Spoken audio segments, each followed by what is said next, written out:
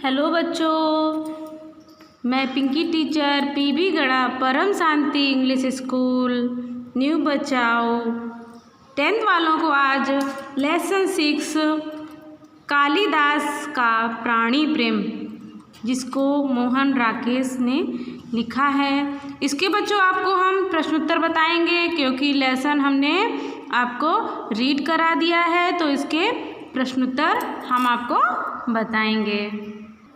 देखिए नीचे आ जाएंगे स्वाध्याय में। निम्नलिखित प्रश्नों के नीचे दिए गए विकल्पों में से सही विकल्प चुनकर उत्तर लिखिए। तो पहला प्रश्न है, हरिण शावक इसमें से किसके बाणों से घायल हुआ था? तो ऑप्शन दिया गया है कालिदास, मल्लिका, दंतुल, अंबिका। तो किसके बाणों से घायल हुए थे? दंतुल के बाणों से। दूसरे में आ जाइए, कालिदास हरिण शावक के अंगों पर किसका लेप लगाना चाहते थे? तो हवाई तेल, मरहम, घृत। तो घृत का तेल लगाना चाहते थे। नंबर तीसरा, मेरी वेशभूषा ही इस बात का परिचय देती है कि मैं यहाँ का निवासी नहीं हूँ। यह वाक्य कौन किससे कहता है? तो दंतुल कालिदास से। ओके बच्चों, आगे आ जाओ 4 नंबर में। उज्जैनी की राजसभा का प्रत्येक व्यक्ति कालिदास को किस लिए जानता है? तो इसका आंसर है ऋतु संहार के लिए। अब आगे आ जाइए, निम्नलिखित प्रश्नों के एक एक वाक्य में उत्तर लिखिए। तो प्रश्न है पहला, कालिदास कौन थे? तो इसका उत्तर है कालिदास संस्कृत भाषा के महाकवि थे। दूसरा प्रश्न देखिए, हरिण शावक किसके बाणों से घायल हुआ था? तो इसका उत्तर सुनिए, हरिण शावक दंतुल के बाणों से घायल हुआ था। तीसरा प्रश्न, कालिदास हिरण को कहाँ ले गए? इसका उत्तर है कालिदास हिरण को मल्लिका के घर ले गए। आगे आइए, अंत में दंतुल ने कालिदास को कैसे पहचाना? तो उत्तर है अंत में दंतुल ने कालिदास को मल्लिका द्वारा परिचय पाकर पहचाना था। आगे देखिए, निम्नलिखित प्रश्नों के 2-3 वाक्यों में उत्तर लिखिए। पहला प्रश्न है, माँ के रुष्ट होने के पीछे मल्लिका ने क्या अनुमान करती थी? तो इसका उत्तर है मल्लिका कालिदास के साथ बरसात में बाहर गई थी, इसलिए वह बुरी तरह भीग कर घर लौटी थी। मल्लिका अनुमान करती थी कि उसकी माँ के रुष्ट होने का यही कारण है। अब आगे देखिए, दूसरा प्रश्न, दंतुल कौन था? वह मल्लिका के घर कैसे पहुँचा? इसका उत्तर है दंतुल उज्जैनी राज का राजपुरुष था। उसके बाणों से एक हरिण शावक घायल हुआ था। घायल हरिण शावक अपनी जान बचाने के लिए कालिदास की गोद में आ गया था। कालिदास उसे लेकर मल्लिका के घर आ गए थे। रास्ते में हरिण शावक के टपकते खून को देखते हुए राजपुरुष दंतुल अपने शिकार को खोजने के लिए मल्लिका के घर आ पहुंचा। तीसरा प्रश्न देखिए, मल्लिका ने दंतुल को हरिण शावक के लिए हट ना करने के लिए क्यों कहा? तो इसका उत्तर सुनिए, दंतुल कालिदास ने से घायल हरिण शावक लेने पर अड़ा हुआ था। मल्लिका ने दंतुल से कहा कि तुम्हारे लिए घायल हरिण शावक को पाना अधिकार का प्रश्न है, जबकि कालिदास के लिए उसे ना देना संवेदना का प्रश्न है। अधिकार के प्रश्न से संवेदना का प्रश्न अधिक महत्वपूर्ण है, इसलिए मल्लिका ने दंतुल को हरिण शावक के लिए हट ना करने के लिए कहा। अब आगे प्रश्न देखिए, कालिदास दंतुल को अपराधी ना मानने के लिए क्या तर्क देता है? तो इसका उत्तर सुनिए, राजपुरुष दंतुल ने जिस क्षेत्र में हरिण शावक का आखेट किया था उस क्षेत्र में हरिणों का आखेट करना मना था। राजपुरुष दंतुल बाहर से आया था, इसलिए उसे यहाँ के नियम की जानकारी नहीं थी। कालिदास दंतुल को हरिण शावक का आखेट करने के लिए अपराधी न मानने के लिए यह तर्क देते हैं। आगे देखिए प्रश्न, उज्जैनी की राजसभा कवि कालिदास का सम्मान किस तरह करना चाहती थी?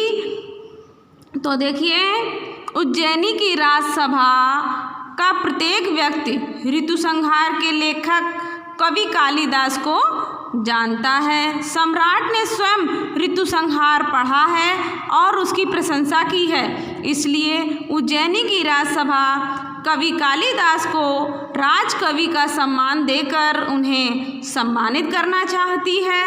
अभी आगे आ जाइए। आगे हमारा है निम्नलिखित प्रश्नों के 4-5 वाक्यों में उत्तर दीजिए। तो पहला प्रश्न है, घायल हरिण शावक को बचाने के लिए कालिदास ने क्या क्या किया?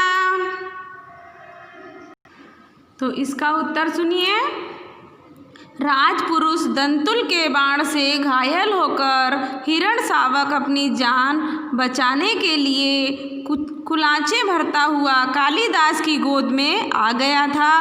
तब कालिदास ने उसे अपनी गोद में समेटकर उसके घायल बदन को सहलाते हुए उसे तरह तरह से सांत्वना दी थी, ठीक उसी तरह जैसे वे किसी घायल बच्चे को पुचकार रहे हों और धीरज बंधा रहे हों। मल्लिका के घर उन्होंने उसे दूध पिलाया, जिससे उसे राहत मिली। मल्लिका के घर राजपुरुष ने हिरण शावक को अपनी संपत्ति बताते हुए कालिदास से उसे सौंप देने की हट की, तो कालिदास ने स्पष्ट शब्दों से उसे जवाब दिया कि इस क्षेत्र में आखेट नहीं होता और यह हरिण शावक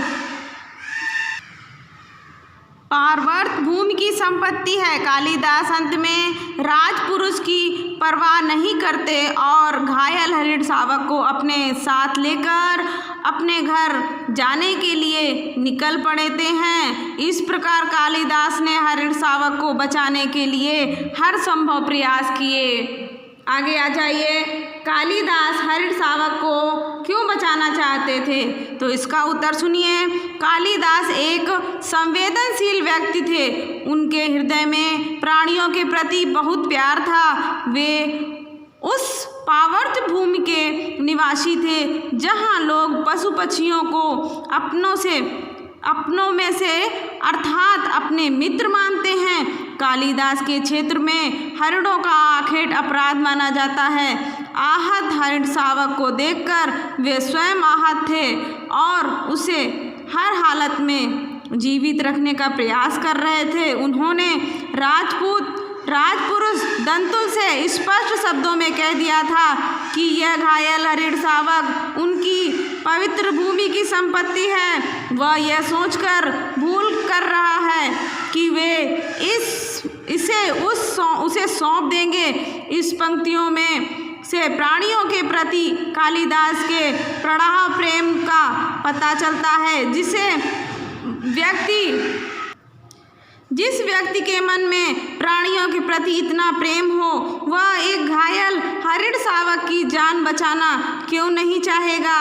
मूक प्राणियों की रक्षा करना हर व्यक्ति का कर्तव्य है। इसलिए कालिदास हरिण शावक की जान बचाना चाहते थे। अभी तीसरे में आ जाइए। हरिण शावक के लिए कालिदास और दंतुल के बीच में हुए संवाद को अपने शब्दों में लिखना। तो अपने शब्दों में लिखना है इसको, तो सुनिए। राजपुरुष दंतुल के बाण से आहत हिरण शावक को अपनी बाहों में लेकर कालिदास मल्लिका के घर आता है।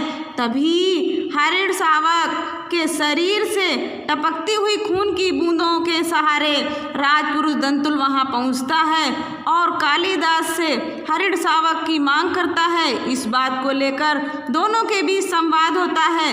दंतुल कालिदास से कहता है कि वे उसके बाण से आहत हिरण शावक को उठा लाए हैं वह उसकी संपत्ति है, इसलिए वह उसकी संपत्ति लौटा दें। इसके जवाब में कालिदास कहते हैं कि जिस क्षेत्र में उसने हरिण शावक पर बाण चलाया है उस प्रदेश में हरिणों का आखेट नहीं होता। वह बाहर से आया है, इसलिए उसे इस जुर्म के लिए अपराधी नहीं माना जा रहा है। यही क्या कम है? दंतुल फिर कहता है कि अपराध का निर्णय क्या उन जैसे ग्रामीण करेंगे? यह राजपुरुषों के लंबे अधिकार की धौंस जमाता है। यह हरिण शावक को अपनी संपत्ति बताते हुए दे देने के लिए कहता है। कालिदास कहते हैं कि हरिण शावक पावर्त भूमि की संपत्ति है। इसके बाद कालिदास घायल हिरण शावक को लेकर अपने घर रवाना हो जाते हैं। आशय स्पष्ट कीजिए।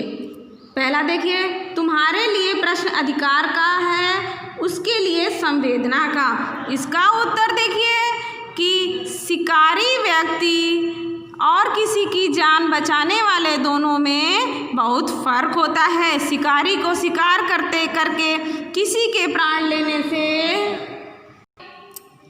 शिकारी को शिकार करके किसी के प्राण लेने में कोई झिझक नहीं होती, बल्कि वह इसे अपनी बहादुरी और मनोरंजन के रूप में देखता है। वह शिकार करना अपना शौक मानता है और शिकार पर अपना अधिकार मानता है। पर संवेदनाशील व्यक्ति का हृदय किसी घायल प्राणी को देखकर दरिद्र हो उठता है। वह उसका प्राण बचाने के लिए अपनी जान लड़ा देता है। अधिकार जताने वाला व्यक्ति प्राण लेने पर खुश होता है, जबकि संवेदनशील व्यक्ति किसी की जान बचाकर खुश होता है। यदि कोई किसी को प्राण दे नहीं सकता तो उसे किसी के प्राण लेने का अधिकार नहीं है। अभी आगे आ जाइए। यह हरिण शावक पावर्त भूमि की संपत्ति है। राजपुरुष और इसी पावर्त भूमि के निवासी हम इससे सजातीय हैं। अभी इसका उत्तर देखिए। इसका उत्तर है पावर्त क्षेत्र में मनुष्य और पशु पक्षी में कोई अंतर नहीं है। दोनों प्राणधारी हैं और घायल होने पर दोनों को ही दर्द होता है। इसलिए पावर्त भूमि में मनुष्य और पशु पक्षी में सजातीय रिश्ता है।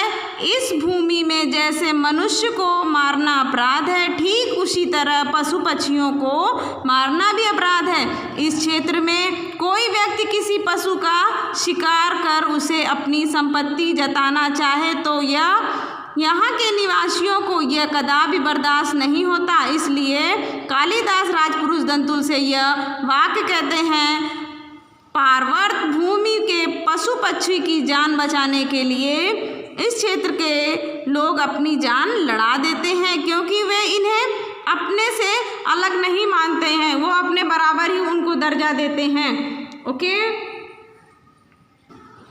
नीचे आ जाइए। शब्द का अर्थ बताकर वाक्य में प्रयोग कीजिए। आस्तरण, तो इसका होगा बिछौना। वाक्य देखिए, बच्चा आस्तरण पर सो रहा था। रुष्ट, रुष्ट का होगा क्रोध। वाक्य देखिए, बेटे की अशिष्टता देखकर पिताजी रुष्ट हो गए। दूर्वा, दूर्वा का होगा दूब। इसका वाक्य होगा, लोग दूर्वा को पवित्र घास मानते हैं। आखेट, आखेट मीन्स शिकार। वाक्य, इस राज्य में पशु पक्षियों का आखेट करना निषिद्ध है। ओके, चलो बच्चों, अब इसके आगे देखिए। विशेषण बनाना है, भाववाचक संज्ञा बनानी है, दो समानार्थी बनाने हैं, विग्रह समास के भेद बनाने हैं। ये बच्चों आप बनाने की कोशिश करिएगा। अगर आपको नहीं आएगा तो फिर मैं हेल्प करूँगी। और आपको ये जीव दया पर निबंध लिखना है। तो बच्चों ये हमारा 6 लेसन कंप्लीट हो गया। ओके बच्चों, बाय बाय। नहीं आएगा तो हेल्प करूँगी आगे ये इनको बताने के लिए, मगर आप करने की कोशिश करिए। हमने रीडिंग करा दिया है आपको। चलो बच्चों, बाय बाय, टेक केयर।